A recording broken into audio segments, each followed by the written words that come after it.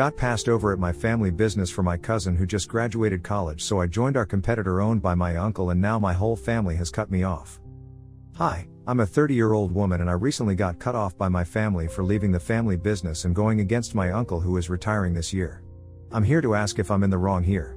So for context, my dad, he would have been 63 this year, had two younger brothers, Brian and Scott, 59 male and 56 male, and they had all inherited my grandfather's real estate firm. He had hoped that all three brothers would run the place as co-owners and everything would be fine, but 6 years after my grandpa retired, my uncle Scott decided to break away from the firm and start his own business.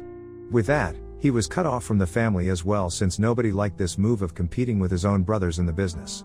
So for the past 16 years, nobody in the family has spoken to him, and neither do they acknowledge his existence, and they pretend like he was never a part of the family at all. I had learned to do the same as well. Anyway, my dad passed away 3 years ago from double kidney failure. His health had already not been doing well before it happened, and he had been training me to take over just in case he ended up bedridden. Obviously, nobody had expected him to pass away, but it was a good thing that I was prepared to step into his shoes and take over the duties that he had in the company. I hadn't just been doing his work and helping my uncle Brian run the company for the past 3 years, but actually, ever since I graduated from business school, I had been working with my father and my uncle to learn the ropes, because eventually I hoped to become a partner in the firm. So it's been almost 9 years since I had been working here, and I had obviously expected to be made partner in the firm eventually, since that's what my dad had wanted. But around 10 days ago, I found out that my uncle had decided to make his son a partner and I would still be stuck in the role of CFO. When my father was alive, he was a CEO and my uncle was the CFO. After his passing, my uncle stepped into the role of the CEO and I was promoted to CFO. So now if somebody was supposed to take my uncle's place because he is retiring in a couple of years, shouldn't it be me? My cousin Dean has never even been in the picture, so I was really blindsided by this move. He's 23 years old and just graduated a year ago. He has a degree in economics but no practical or hands-on knowledge, and more than anything, he's just much too young to be a partner in the firm. He has not paid his dues, and I know for a fact that he does not deserve it more than I do. So naturally, I was very upset when I found out about this. I didn't even find out from my uncle directly. It was my mother who said that she just heard from her sister-in-law, Dean's mother, that I had passed up the opportunity to be a partner in the firm, and so my uncle was offering it to Dean instead. When my mother told me about it, I instantly called my uncle up because we had had no such discussion, and I thought that this was a joke. But when we spoke on the phone, he told me that he seriously was considering making Dean the CEO of the company and the partner in the firm because he was going to announce his retirement in a couple of months. I was shocked and I reminded him that Dean had not worked a day in his life so far. He had spent the entirety of the last year figuring himself out and exploring, so he was pretty inexperienced and was definitely not up to the job. And then my uncle told me that apparently this is where I factor in, because since I'll be mentoring him, he won't have anything to worry about. So it's not like I'm not needed in the company anymore. He still needs me to handle everything while Dean gets used to it, and I'm still going to be the CFO of the company. But I was not fine with that. I told him that I had worked really hard over the last 9 years and I wanted the respect that I was owed. Dean definitely did not deserve this position, and I made it very clear that I was not happy with this decision. So if he decided to make Dean a partner in the firm and the CEO, then I would be stepping down from my role and leaving the company as well. My uncle tried to tell me that I was overreacting, that he was just doing this so as to secure the future for Dean because he was not going to settle for anything less than the role of CEO. He did not want to break away from the company like my uncle Scott had, so this was his only option, and he expected me to understand. He even tried to pacify me by saying that he would only be the nominal head of the company, but I would really be running the show, and he knew that even Dean would respect me. I tried to bargain with him. I told him that I would be willing to settle for my role as CFO, but I wanted him to make me a partner with the company, and he said that he didn't know if he would be able to do that since he had to talk to Dean about it first. But I didn't care. I had put in the work, and I wanted to be the CEO and a partner, or at least even just a partner. So he could either do that, or I would be leaving. It was an ultimatum. When my uncle and I ended up fighting over this, eventually he told me that we were living in a free country, so I could do whatever I wanted, but his mind had already been made. He had also discussed this with the members of the board, and within a couple of days, he would be making his announcement as well. His mind had been made up, and I could either deal with it or I could just leave like I had said that I would. It was a horrible day for me to find out where exactly I stood with my uncle because I always thought that we had a good relationship, but clearly when it comes to our relationship in a professional capacity, I had overestimated how close we were. It's not surprising either. Dean has always been pretty spoiled, and I don't find it surprising that my uncle has chosen him over me. This is his flesh and blood, so of course I could never compete. Anyway, I was very upset about the way things turned out, and my mother had suggested that I even lawyer up and go after them legally, but I didn't want to do that. Instead, I had a better plan in mind that would really piss them off. I guess most of you would have been able to figure out what I did after that, but for the ones that don't know yet, I wrote an email to my Uncle Scott that day itself. I told him everything that had happened in brief, and I said that I would be willing to work for him now if he would have me. I did not feel like sitting around and moping about what I had lost. The only thing on my mind was getting back at my uncle right now, so I didn't think twice before reaching out to my Uncle Scott. And within 24 hours, I had a response from him. He said that he was ready to offer me the position of CFO and that he would be willing to promote me to CEO in a couple of years after he retired. He had agreed to my terms of making me a partner in the firm since I was willing to tell him everything that I knew about my company to help him do better. So a couple of days back, we finally met in person, and it was quite a fun meeting. I had only had to cut him out of my life because my parents and the rest of my family had demanded that I do so, but other than that, I have never really had a bad relationship with my Uncle Scott. In fact, he had always been the fun uncle, and until the age of 15, he and I were pretty close, but then the feud happened and he was ostracized, and I never got to speak to him again until now. When I was younger, I was never really told exactly what had led to Uncle Scott breaking away from the family, and even now when I met him, he refused to talk about it, but that was his choice and I needed to respect that. However, he told me that he was surprised that my Uncle Brian had pulled off something like this because when my dad was alive, he wouldn't even dream of trying to do such a thing. Anyway, he was happy about it since it had worked out in his favor, and he said that he would love to have me on board because he'd only ever heard good things about me. Since they were our most direct competitors, they had kept tabs on us and our operations, and he said that he knew that what I had done for the company was pretty big, and he was looking forward to having me on his side this time. He also reassured me that unlike Uncle Brian, he did not have any kids, so I had nothing to worry about on that front either. We finalized everything, and I put in my resignation that day itself. Uncle Brian did not seem to be affected in the slightest by the fact that I was resigning, and I texted him formally to let him know that I wouldn't be showing up for the next 2 weeks since he had made it very clear that the company would be just fine without me. He told me that he was cool with it and he already had replacements lined up, so I did not need to worry about my position. And that was it. I did not interact with him after that. However, yesterday Uncle Scott and I finally posted a picture together to celebrate the fact that I was joining him now. I went out for dinner with the team so I could meet a couple of other higher-ups in his company and socialize with them before I started working with them. And to say that my family is literally crashing and burning right now would be an understatement because ever since I made the post last night, I have been bombarded with text messages, voicemails, and phone calls. I've not answered anybody obviously, but I can tell that people are very upset. Uncle Brian is livid and has already branded me a traitor and has told me that he's going to make sure that I suffer the repercussions of this move. He can try his worst. I've also been condemned by a lot of other members of the family, which I think is strange because from the messages that they sent, they seem to already know that I did all this just because I did not get to be a partner in the firm and was passed over in favor of Dean. But if they did not speak up about the unfairness of what was being done to me back then, they have no right to criticize me now. The only person whose opinion actually matters to me is my mother, and when I spoke to her this morning, she did not seem happy about my decision either. That really shocked me because just a couple of days ago, she had been insisting that I go after my uncle with a lawyer so I can get what is rightfully mine. But now she thinks that I'm going too far. She told me that there is a lot of history with my Uncle Scott that I just don't know, and she doesn't think it's appropriate for me to know either.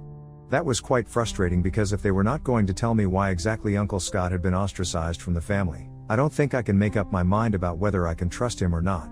And I am a full-grown woman, so I think I can handle the truth, and they don't need to shy away from me. So far from his behavior, he has been very nice to me, and I don't see any reason to cut him off. But anyway, my mother said that the family was very upset with me, and she herself was also not happy about this, but if I had already made up my mind, there was very little that she could do to change my mind. I tried to talk to her, but she just hung up and said that she needed to process what was going on. So now I have incredibly conflicted feelings about what's going on. Ida for joining our competitors after my uncle refused to make me a partner in the firm and picked his son over me? Edit. Hi. So some people were confused about how I got the job at Uncle Scott's company so quickly, and well, it was actually just pure luck. His CFO was retiring in a couple of months anyway, and he had been looking for someone to take their place. Luckily, I emailed him at the right time, so that's how I landed this opportunity. It's like the stars and planets aligned for me, too, here, I think. Also, Some of you wanted to know how things were with my Uncle Scott before he was cut off from the family, and honestly, things were never really that bad. When I was growing up, my dad, Uncle Brian, and Uncle Scott were always really close from what I had seen, and I had known that they had a really huge fight, and that was why Uncle Scott had decided to leave the company and start his own business. But up until this day, I really don't know what this had been about. Nobody wants to talk about it, and so I can't give you guys that information since I myself don't have it. However, my relationship with him was always good, and I think I mentioned that in my original post as well. Even now, when I reached out to him by writing that email, his reply was very cordial and warm. I honestly don't know why my family has such a terrible opinion of him. They have called him all sorts of things. They have referred to him as conniving, narcissistic, egoistic, and whatnot, but every time that I have interacted with him, I have never felt that he is any of those things. I'm just very confused about who to believe. I really don't want to make a mistake again by trusting somebody because I trusted my Uncle Brian, and look where that landed me. I don't want the same thing to happen with Uncle Scott as well, which is why I need to be extra careful about these things. And since my mother is not exactly pleased with me right now, I don't really know who to go to for advice, and I can't talk to my friends about this because it's too personal and complicated. Update 1. Hello. So it's been 3 days since people found out that I was going to be working with Uncle Scott, and after the initial backlash, people have just stopped talking to me. I guess this is fair enough now that I'm associated with Uncle Scott, and they're treating me the same way that they've been treating him. I honestly still have no idea what happened between them all those years ago, but I have picked which side I want to be on, and I can't go back anymore. To be honest, the history of their relationship doesn't even matter to me. It's not like I can just quit and go back to working with Uncle Brian now, and I need a job. I need to sustain myself and the lifestyle that I have gotten used to, and I need a ton of money, obviously. So whatever it is, I'm here now, and I'm going to make the best of my situation. I spoke to Uncle Scott about the way that I was being treated by the family like I was a pariah, and he seemed really sad, but he told me that this is exactly the sort of thing that had happened to him, and with time, I'm going to get over it as well. Or maybe I might even be luckier than him since I am from the younger generation, and they might reach out to me in a while, but until then, I just have to tough it out and deal with it. Once again, I asked him what had happened that led to all of this, but he refused to talk about it. My mother is still not talking to me, which hurts the most, but I have been texting her every day, and I've not received a response so far, and I'm going to be really busy with work in the next couple of days because I'm just starting here, and there is a lot of work that I have to catch up on. Now if she wants to talk to me, then she can text me herself, but other than that, I'm not going to be reaching out to her anymore. Update 2. Hi. So it's been 6 days since I started working with Uncle Scott, and things have been going pretty well. The paperwork to make me a partner in the company is still being processed, but I trust him implicitly. He has treated me with nothing but warmth and respect so far, and I guess I have to say that everybody in my family was wrong about him. He has been very transparent with me about everything that's going on. He has told me that since, unlike my previous company, they are not a private company, so he's going to have to get the board of directors to approve everything to do with me before I can finalize everything. But he told me not to worry about it because since he is the owner and CEO, it's just a formality at best, and I have nothing to worry about. Since I've already met most people associated with the company, and they all seem to really like me, besides, they know about my previous work, and they know that I am worth it. So just like Uncle Scott told me to, I'm not too worried about this situation, and I'm just going to focus on working. So things on the work front are going pretty well for me, but my personal life is a mess right now, to be honest. My mother and I have not spoken ever since that last conversation, and I can't even count how many days it has been since then, and I've been really lonely. Nobody else from the family has spoken to me either, and it is tough, but I'm just trying to deal with it. I do still have a few friends from Uncle Brian's company, and they have kept me updated on whatever's going on. Apparently, they have already announced that I have left them, but they did not include the fact that I've left to work with Uncle Scott, probably because it would not reflect too well on the company that somebody in a position like mine quit to work with their direct competitors. They also made the announcement that Dean would be taking over as CEO in a couple of months after Uncle Brian retired, and he was also going to be a partner in the firm, and they are hosting a work party in his honor in a couple of days. As for the CFO position which had been left when I left, it is being filled by one of the employees who had always had subordination problems with me. They probably did that on purpose just to piss me off.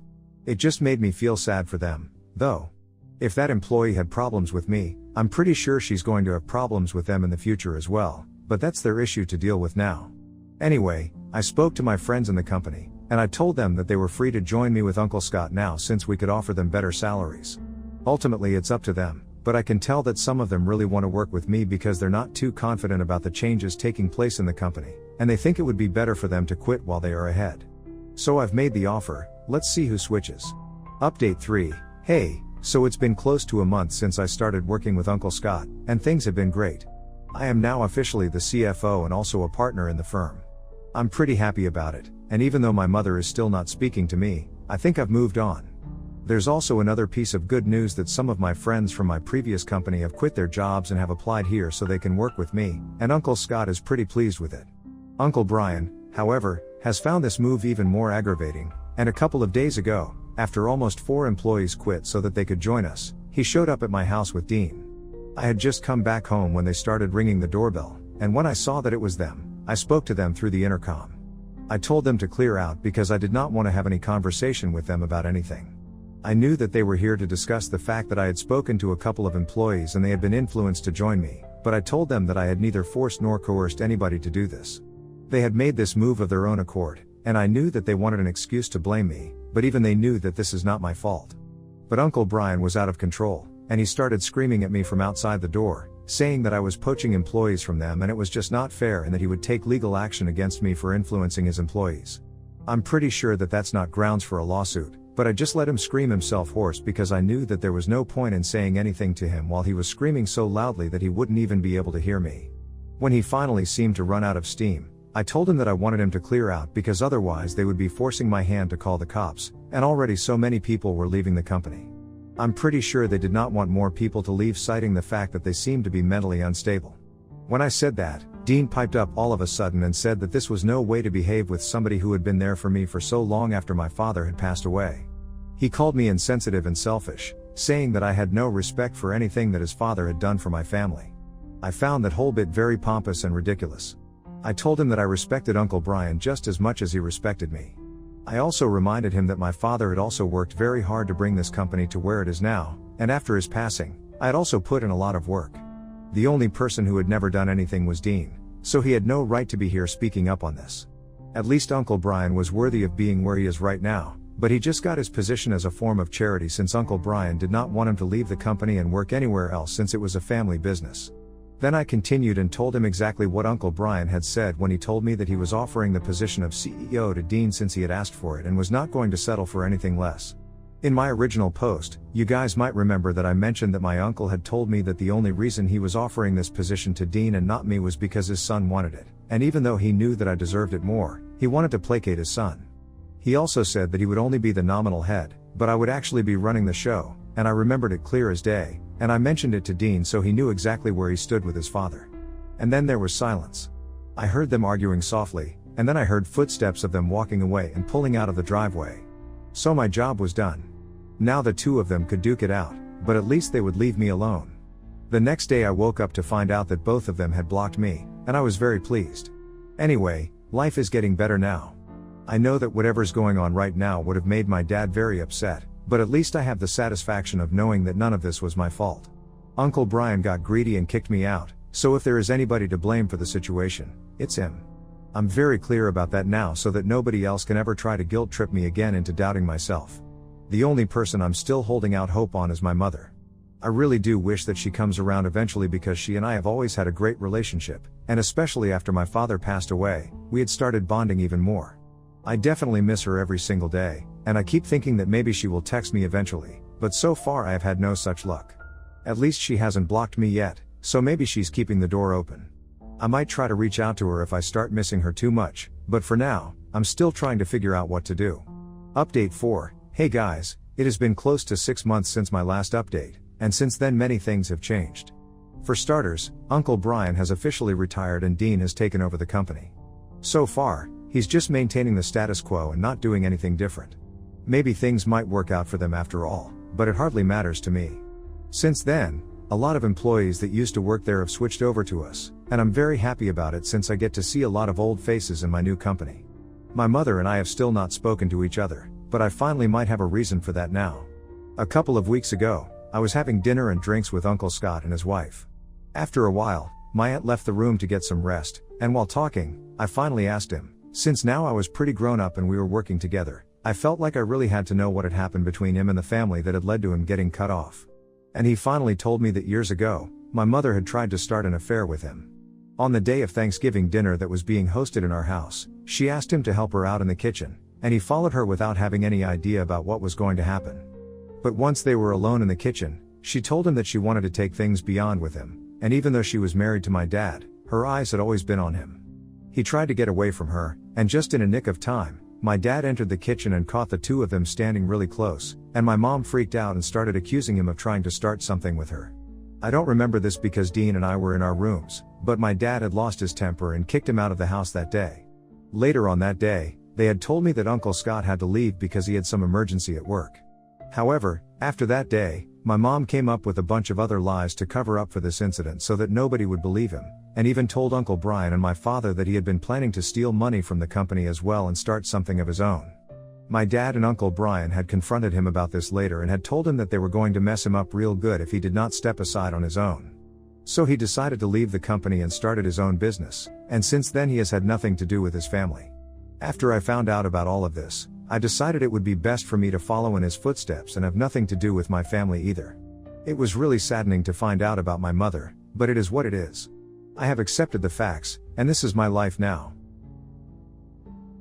The guy who secretly photographed my girlfriend at lunch posted the pics in our work chat and claimed she was carrying his baby. When I asked him why, he rolled his eyes and said, "You have no idea who you're messing with." I stayed silent. That was 5 days ago. Today, he was crying in a hospital gown under police guard. Jake was one of those guys who thought every woman secretly wanted him. He worked with me in construction. Huge muscles, covered in tattoos, Mexican just like me. Nobody dared report his constant harassment because we all knew how that would end. I needed this job badly too. My mom's dialysis wasn't paying for itself. But when my girlfriend Sarah started bringing me lunch on Fridays, everything changed. The first time she visited, Jake suddenly needed to work shirtless right next to where we ate. He flexed every muscle while hammering boards that didn't need hammering. I was going to say something, but Sarah squeezed my hand under the table. Then came the photos. Jake had taken pictures of Sarah from behind without her knowing, posted them in the public Facebook group chat with comments about what he'd do to her. By the time I saw them, 20 guys had already screenshot everything. HR said they couldn't prove it was him since he used a burner account. Then I found out he'd been telling everyone at work that Sarah was pregnant with his kid, that I was raising another man's baby. The rumor spread to other job sites, but after 3 weeks, he didn't just fill it with superglue. He mixed in fiberglass insulation and construction adhesive. When I put it on, the glue bonded instantly, and my entire scalp burned like acid. At the hospital, they had to cut chunks of my scalp off with the helmet, left me with bald patches and chemical burns. Sarah texted me before I even left the ER. She said that we should take a break. Jake's lies were getting to her. She didn't fully believe them, but the doubt was there. That's when I knew I had to do something. He'd backed me into a corner thinking I was helpless, but he forgot cornered animals bite. I spent the weekend creating a fake Instagram profile. Maria Rodriguez, new administrative assistant at the company. The profile picture was an AI-generated photo of a girl who looked freshly 18, large brown eyes, long hair, exactly his type. The bio read, "Congratulations to Marco, who just got out of prison." As soon as I requested to follow Jake, that R-word accepted and messaged within minutes. By Wednesday, he was sending shirtless pics of his MC Donald's gut and talking about how Maria deserved a real man. He even bragged about his uncle owning the company, said he could get her promoted. I screenshotted everything, told him my boyfriend was working late and to bring flowers, made sure he knew I lived alone. That day, Jake came into work bragging about how he was an alpha male who could take what he wanted. He told the entire work crew to stay tuned for his live stream later that day. Holding back my smile was harder than juggling knives. That night, I watched the entire thing on my TV screen, feet kicked up, popcorn in hand, a chaotic excitement pumping through my veins. The address belonged to an actual biker named Miguel, whose girlfriend happened to be named Maria. When Jake knocked holding those roses and Miguel opened the door, Jake's face went white. But he'd already introduced himself on the live stream, already said why he was there. Miguel dragged Jake inside. The phone hit the ground but kept recording. "Wait, my uncle is Leo Pinoa. He owns—" "Your uncle? You think I care about your uncle?" he interrupted. The sound of Jake being tortured was music to my ears. The video spread through every construction WhatsApp group by morning. Jake, with a black eye and busted lip, bragging about stealing taken women before getting beached. The company name was visible on his shirt. His uncle had no choice but to fire him, LOL. Everything was perfect until I checked my bank account. Someone had drained my mom's dialysis fund. The only other person who knew those details was Sarah. I stared at the screen, my hands shaking. $3,000 gone. The entire fund I'd been building for 6 months. My fingers flew across the keyboard, checking transaction history. There it was, a transfer to an account I didn't recognize. But the name on the account made my blood run cold. Sarah Martinez. My legs legs carried me to my truck before I even realized I was moving. The drive to Sarah's apartment took 15 minutes, but felt like hours. My knuckles were white on the steering wheel. She'd been the only one who knew where I kept the account information, the only one I'd trusted with my mom's medical needs. Sarah's car sat in her usual spot. I took the stairs 2 at a time and pounded on her door. No answer. I knocked harder. Finally, the lock clicked. The door opened just a crack, chains still attached. Sarah's face appeared,